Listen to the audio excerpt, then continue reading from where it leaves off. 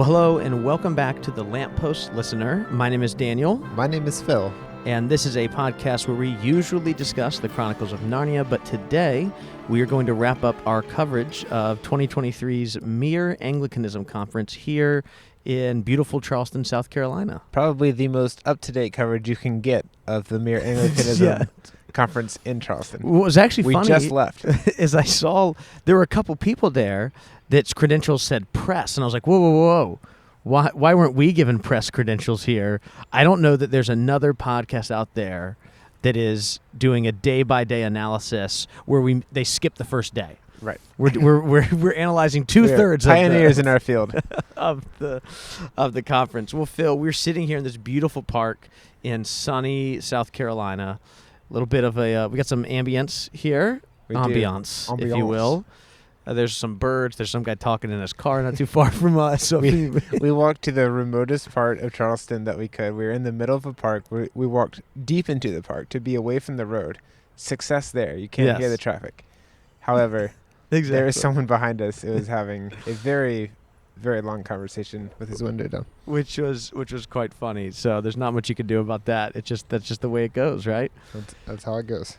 So we're going to talk today about the final three speakers that we heard from, including yesterday's speaker, Dr. Simon Horobin, who spoke on Of the Monsters and the Skeptics. We then heard from this morning Dr. Jerry Root, who talked about imagination and apologetics, and then Dr. Michael Ward, who talked about Lewis and the church today, what Lewis has to say for the church today. That's right. Some heavy hitters. Yeah, a lot of really great ones here. We did get the chance. You yesterday got to talk to Dr. Root. Today, we kind of bumped in as we're leaving to Dr. Michael Ward, as well as Dr. Stephen Beebe was with him as well, too, who did not speak at the conference, but obviously has done a lot of work with Lewis in communication. We pestered them for about 15 seconds because they were very clearly on their way out. We just wanted to say hey and say thank you. They both did say that because we bothered them, we will never be allowed on the show. Yeah, sorry, I got distracted. I just saw a squirrel attacked by a bird. Oh my and goodness. Carried away. No, it wasn't. Yes. A squirrel got carried away by a bird. Look at the person walking her dog just reacted too. And now she wants to see what's happening. What? Wow. You can, if only that we weren't just recording our voices, there might be something more here. Yes. Well, she's staring at it. She's staring at it over there. The woman walking her dog. Well, I'm not sure what we were saying. It just reminds you, life is short if you're a squirrel. I think I was mentioning, or maybe I hadn't mentioned yet, that we, as we were leaving, got to just say thank you to Dr. Michael Ward for all that he's done for Planet Narnia. As well, with him was Dr. Stephen Beebe, who's wrote extensively on Lewis and communication. And so it was nice just to bump into them, even just for a few seconds. I know they were obviously on their way somewhere, probably to lunch, I would assume. Yes. They were kind enough just to stop for 15 seconds and just let us tell them thank you. Yeah. It was nice to meet someone whose work we've referenced so much in this show. Oh, absolutely. And so let's go back and let's talk about yesterday's. It was the fourth talk that you and I heard, the fifth one altogether. Alistair McGrath, who's a professor at Oxford, spoke on Thursday night, but we mentioned that we were not here for that. But the last talk yesterday by Dr. Horobin was called Narnia of Monsters and the Skeptics, kind of a play on Tolkien's famous talk, Beowulf of Monsters and the Critics. Tell us about this talk. Speaking of monsters, we mentioned this at the very end of the episode yesterday, but he wrote the Oxford English Dictionary's oh gosh. Really mangled my words. He also wrote the Oxford English Dictionary's entry for Heffalump. Yes. Not Woozle. That was someone else's. I assume that was someone else. That's my favorite chapter, Winnie the Pooh, chapter 3 there. We had someone, I forget the guy's name, who was doing all the introductions, but he did a particularly hilarious introduction for this guy, including the facts about what he wrote for the Oxford English Dictionary, and our speaker gets up and he just goes, "Thank you for that ridiculous introduction." he thought it was funny. So, Phil, tell us about this talk that Dr. Horobin gave. Well, one of the questions that he was asked was, how do you go about, or that he wanted to ask was, how do you go about writing a story with a Christian element? Mm-hmm.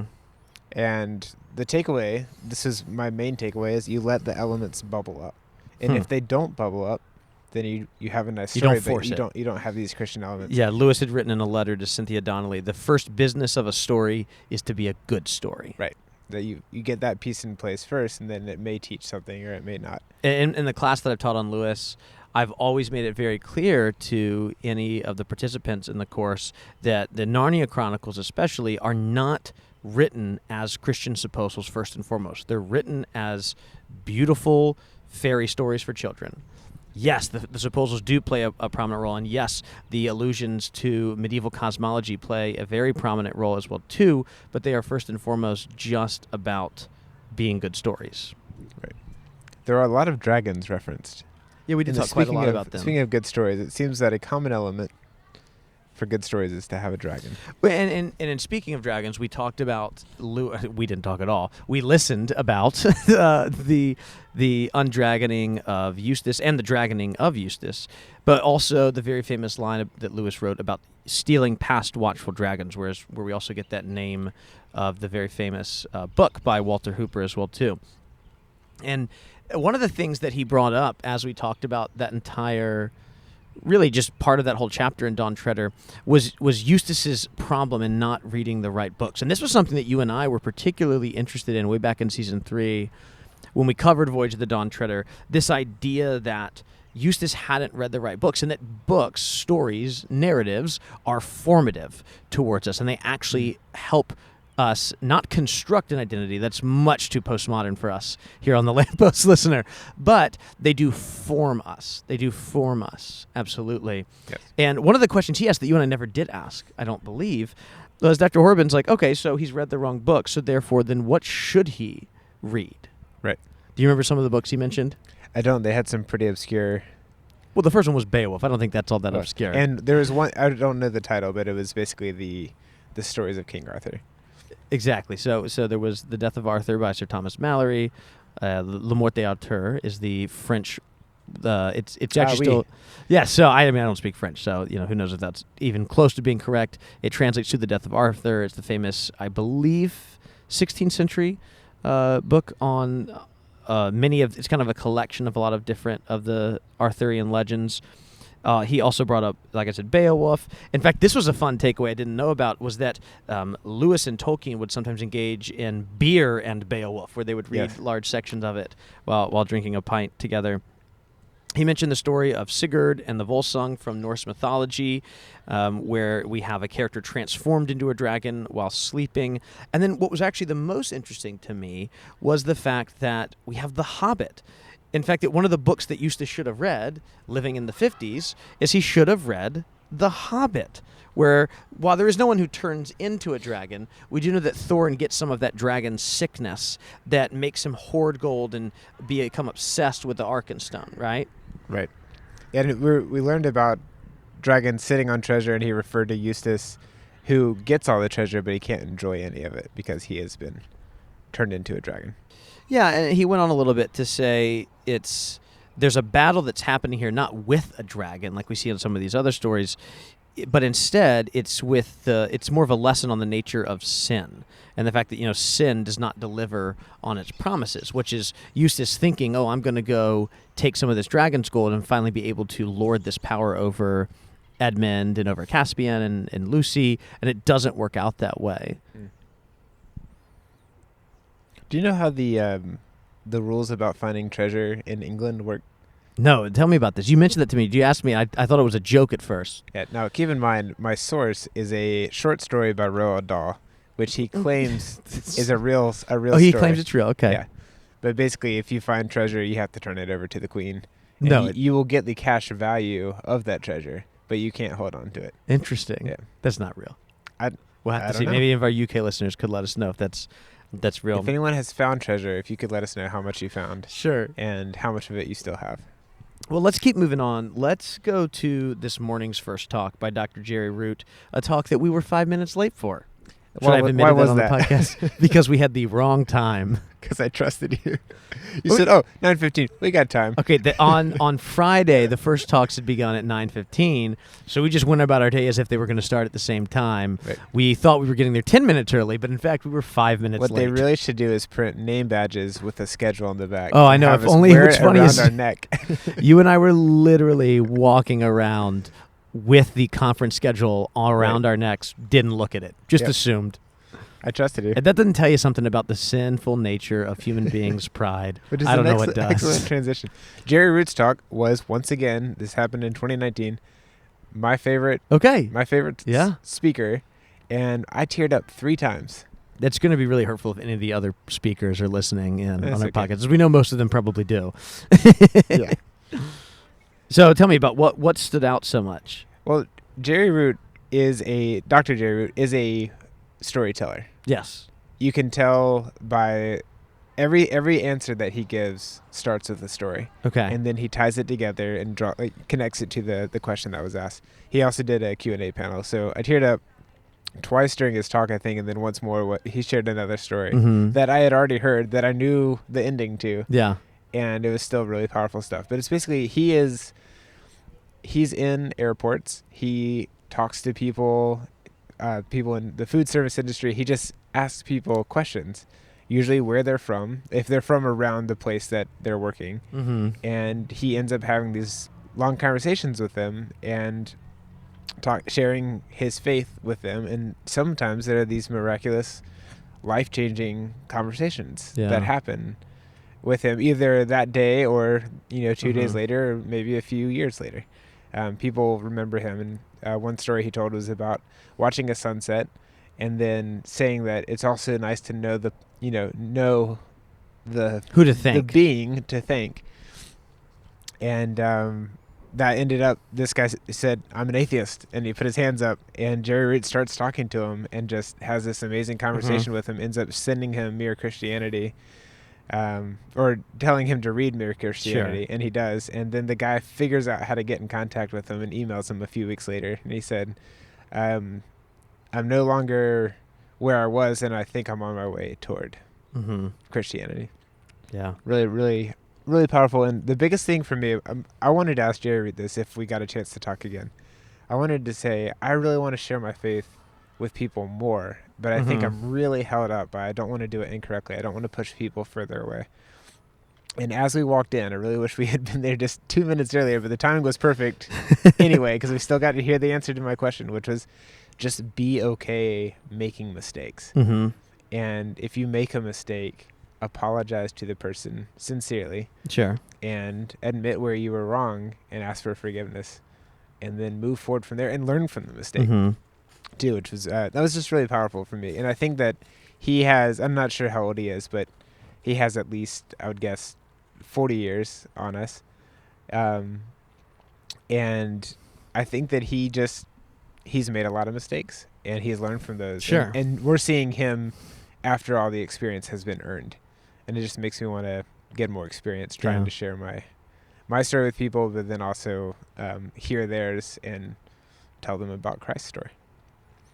Yeah, I think one of the things that Dr. Root does so well, he talks often about imagination and its connection to apologetics, which is not something, we talk a lot about imagination on the show, but not apologetics. But what's so interesting is the way that he uses the imaginative mind and the imaginative power of storytelling in his own talks.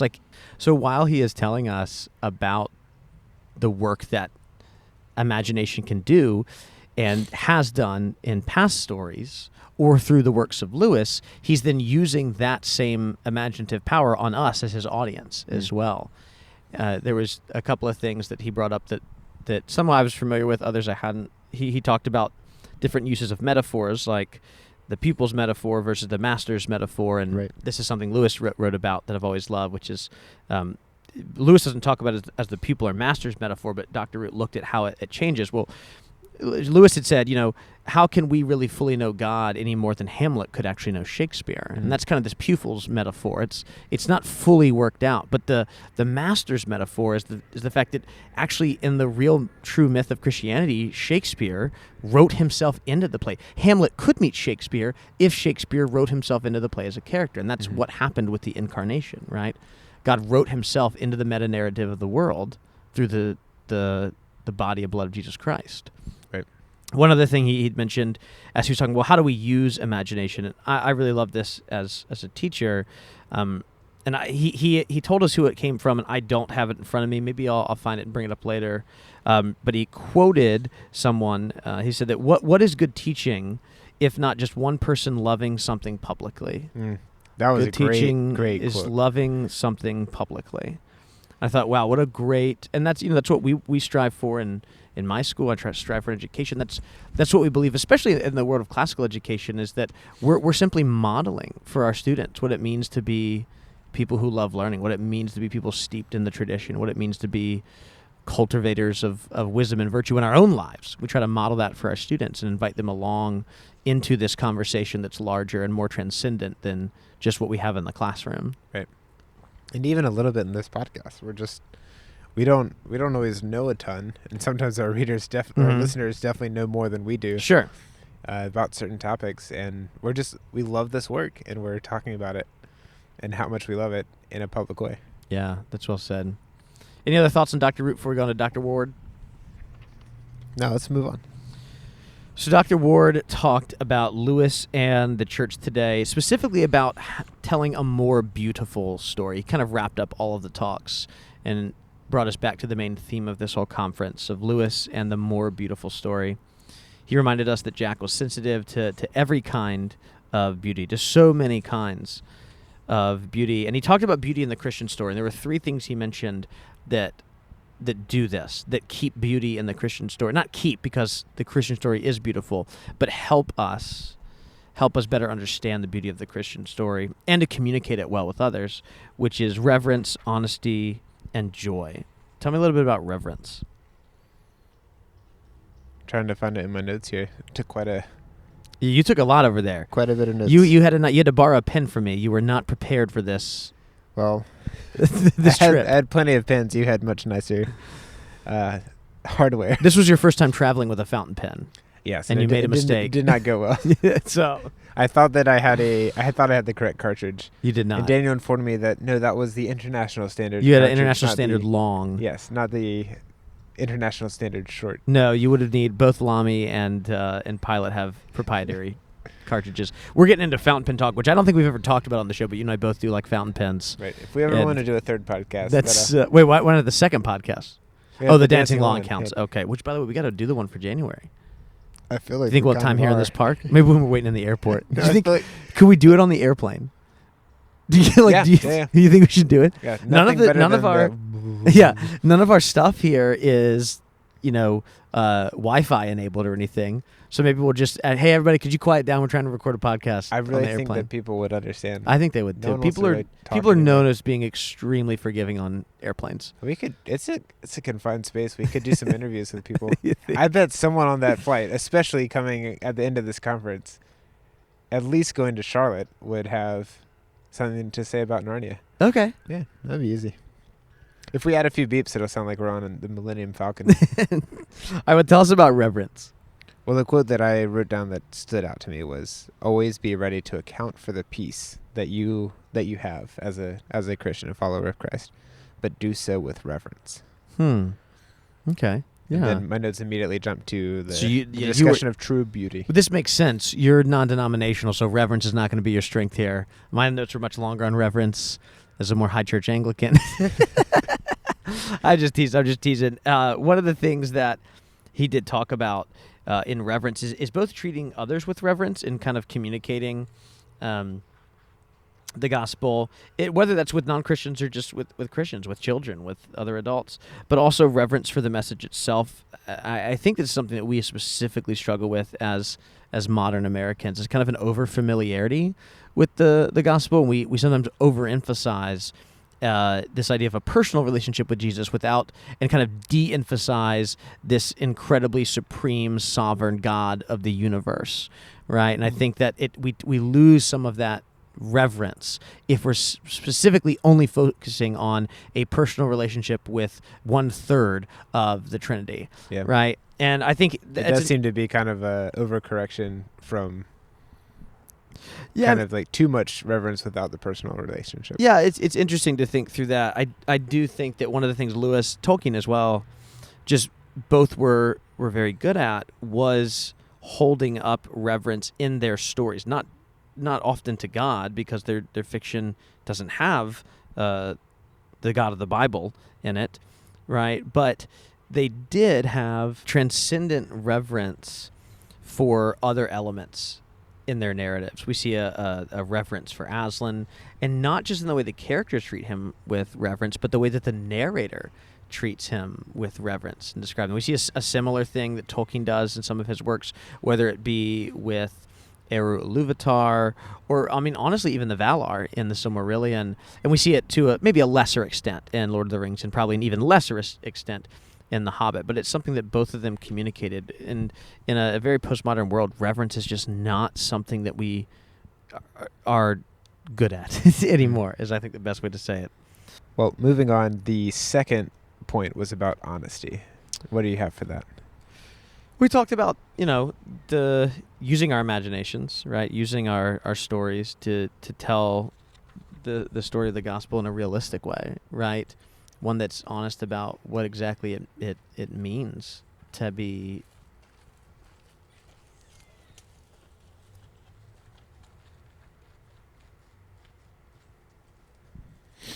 not to be.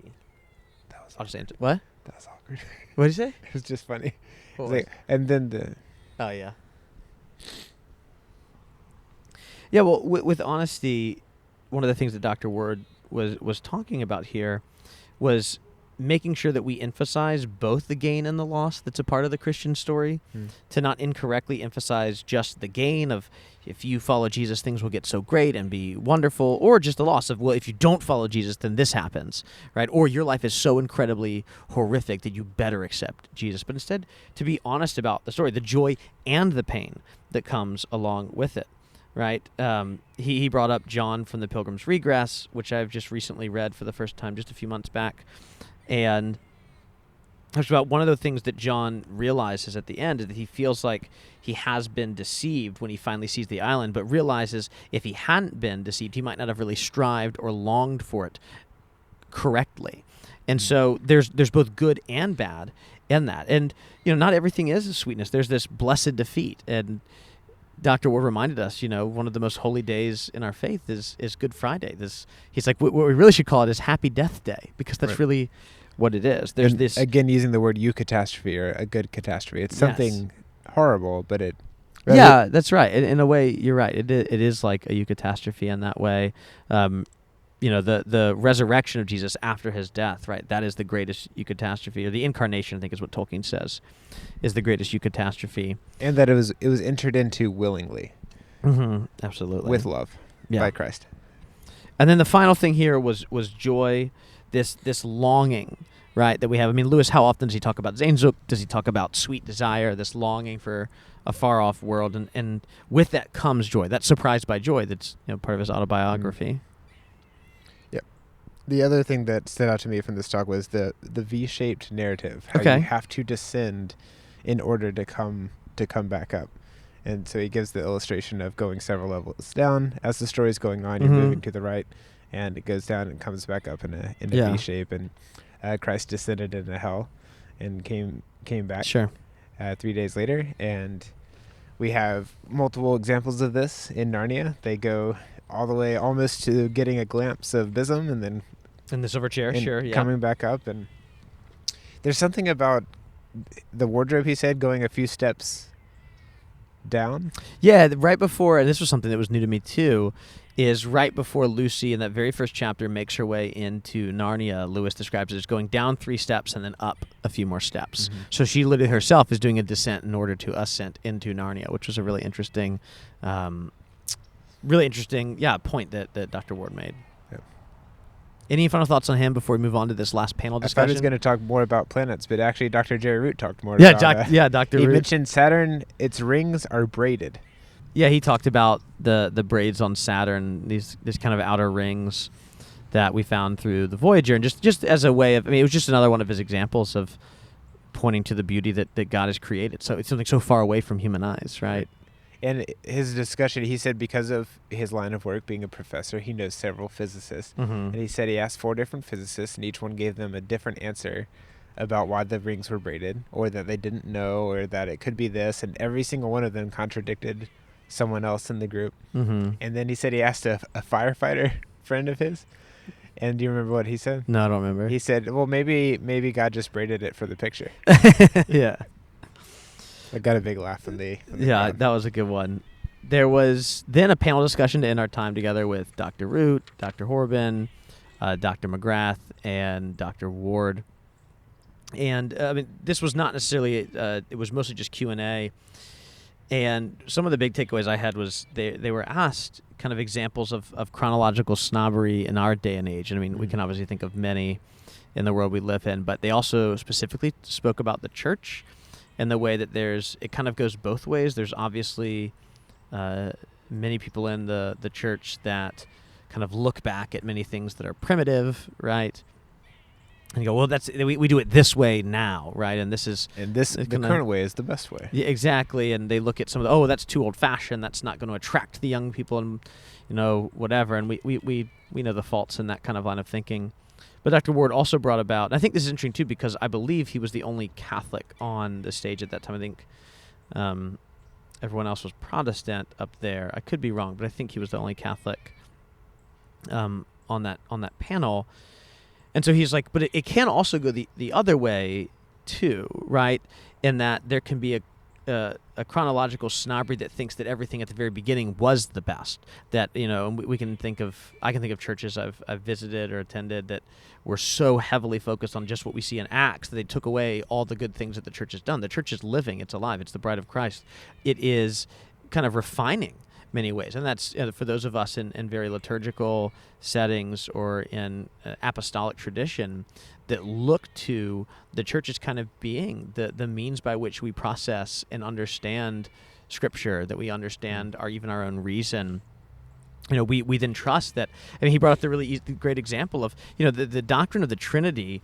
Although it can be found obviously in Scripture, it's not like it's necessarily stated anywhere in Scripture, yet that's something that the church itself has done over time. And so we sometimes, this chronological snobbery and going both ways downplays the church, or it overemphasizes our personal current cultural moment, So that was a great takeaway. I also really liked just learning that, this is what the way that Dr. Ward said this, by the way. He was like, you can't turn a cat back into a kitten. Like where we are as a church. By cutting off its legs. Yes, he said you can't turn a cat into a kitten by simply cutting off its legs. You can't take the church back to Acts 2. I know there's a lot of, that's very popular in some church circles of going around and just having Acts 2 and saying that here's what they broke bread together. Like, those are great things. We literally had that Bible verse hanging in our dining room. I'm not saying it's inherently a bad thing, but we can't then divorce that from what's come in the last 2,000 years either. That's also quite important. Right. One final thing I want to say, Phil, is I loved learning just the way that Lewis is kind of growing somewhat in popularity at Oxford. McGrath teaches there, as well as Dr. Ward and Dr. Horban. And Dr. Horban's at Magdalen College, which is where Lewis was. And all three of them were saying that it's really been in the last 10 or 15 years that he's really gained back some of that reputation, that since most of the people who were alive at the time of Lewis are no longer living, people who were frustrated and annoyed by him aren't really around anymore. And so it's not like they're going around having every freshman read Mere Christianity, but he's becoming more and more respected in Oxford for his academic work, which was somewhat pushed maybe a little bit to the side just because people were uncomfortable with his religious work. Right. I have a few takeaways I'd like to share. Yeah, your turn. So one of the things I want to do is I want to read a wide selection of stuff. Okay. That I was exposed to quite a few works today, and every time I go to one of these conferences, share any of them? Which is twice now. Yeah. I'm going to go back through my notes. Okay, yeah, sorry. I'll let you go. I got excited. There was also a bookstore. I think that one place that I'm hoping to dig more into, I think there are a few key Lewis nonfiction works that would be really good to read. Okay. I've read Mere Christianity. I've read Screwtape Letters, which I know is fiction. Sure. But it is a fiction that tells us the truth. It's theological fiction. That's right.